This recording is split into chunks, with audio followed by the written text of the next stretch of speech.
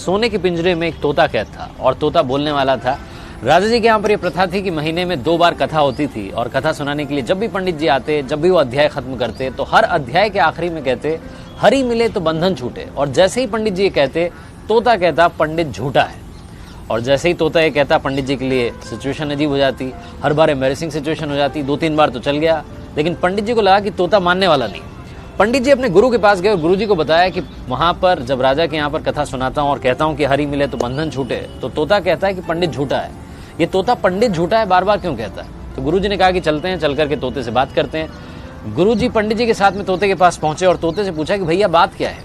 तो तोते ने बताया कि गुरु जी एक बार मैं एक ऋषि के आश्रम में पहुंचा, वहां पर मंत्रोच्चारण हो रहा था, जो उनके शिष्य थे मंत्र बोल रहे थे। मैंने एक मंत्र सुन लिया और मंत्र याद करके मैंने रिपीट कर दिया। जैसे ही मैंने मंत्र बोला तो ऋषि के शिष्यों ने देखा कि बोलने वाला तोता है। उन्होंने मुझे पकड़ लिया, लोहे के पिंजरे में कैद कर दिया। एक बार ऋषि के आश्रम में उनके एक शिष्य थे, सेठ जी, वो आए, उन्होंने मुझे देखा कि बोलने वाला तोता है, वो अपने साथ में ले गए और ले जाकर के मुझे चांदी के पिंजरे में कैद कर दिया।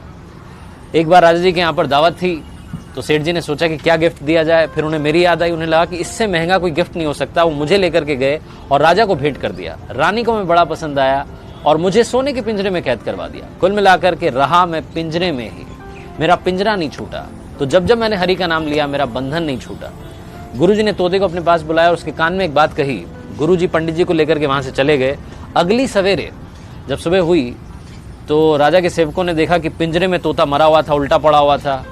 उन्हें बड़ी चिंता हुई और राजा को बुलाने गए। पिंजरे का गेट खोला और जैसे ही गेट खोला तोता उड़ गया और उड़ते उड़ते बोला गुरु मिले तो बंधन छूटे। इस लाइफ में सही गाइडेंस का होना बहुत जरूरी है। आप किससे सलाह ले रहे हैं बहुत जरूरी है। अगर आप गलत आदमी से सलाह लेते रहेंगे तो आप गलत दिशा में बढ़ते जाएंगे और आपका कुछ नहीं हो पाएगा।